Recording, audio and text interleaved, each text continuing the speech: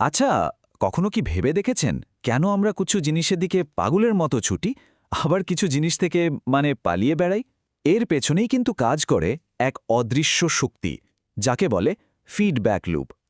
তো চলুন আজ আমাদের ভেতরের এই গাইডেন্স সিস্টেমটার রহস্যটা একটু জেনে নেওয়া যাক।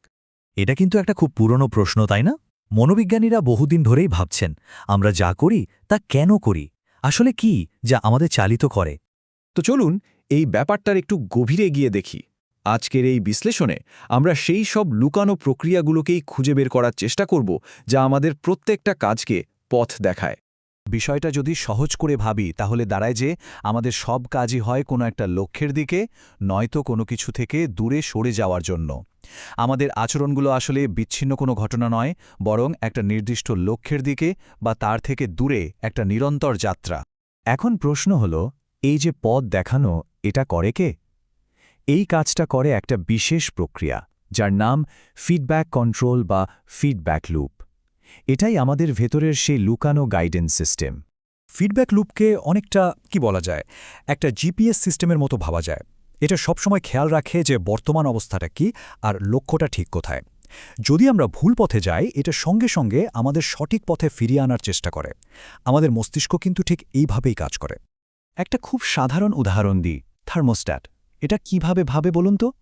প্রথমে এটা ইনপুট হিসেবে ঘরের এখনকার তাপমাত্রাটা নেয়, এরপর সেট করে রাখা তাপমাত্রার সাথে সেটার তুলনা করে, আর শেষে আউটপুট হিসেবে ফার্নেস চালু বা বন্ধ করে দেয় যাতে তাপমাত্রার পার্থক্যটা কমে আসে।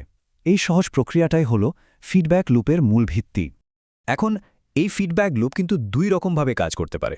একটা আমাদের লক্ষ্যের দিকে টানে, আর অন্যটা কোনো কিছু থেকে দূরে ঠেলে দেয়। চলুন দেখি কিভাবে। এই স্লাইডটা একটু খেয়াল করে দেখুন। বাম দিকে আছে নেগেটিভ ফিডব্যাক লুপ। নামটা নেগেটিভ হলেও কাজটা কিন্তু ব্যবধান কমানো। ধরুন পরীক্ষায় ভালো ফল করতে হবে, কিন্তু প্রস্তুতি ভালো না। এই লুপটা তখন পড়ার জন্য তাগিদ দেবে, যাতে লক্ষ্যের সাথে প্রস্তুতির ব্যবধানটা কমে আসে। আর ডান দিকে আছে পজিটিভ ফিডব্যাক লুপ। এর কাজ হলো ব্যবধান বাড়ানো। যেমন ধরুন অস্বাস্থ্যকর খাবার থেকে দূরে থাকতে হবে। এই লুপটা সেই খাবার থেকে দূরে সরিয়ে দিয়ে ব্যবধানটাকে আরও বাড়িয়ে তুলবে। এই ছবিটা দেখলেই ব্যাপারটা আরও পরিষ্কার হয়ে যাবে। দেখুন, আমাদের লক্ষ্যগুলো ঠিক যেন চুম্বকের মতো আমাদের আকর্ষণ করে, আর যেগুলোকে আমরা এড়াতে চাই সেগুলো বিকর্ষণ করে দূরে ঠেলে দেয়। আচ্ছা, এই যে এত সব যান্ত্রিক কথাবার্তা, এটার সাথে আমাদের ভেতরের প্রেরণা মোটিভেশনের সম্পর্কটা কোথায়? চলুন সেটাই দেখি। আমাদের আশা আর ভয় এই সিস্টেমে কিভাবে ফিট হয়।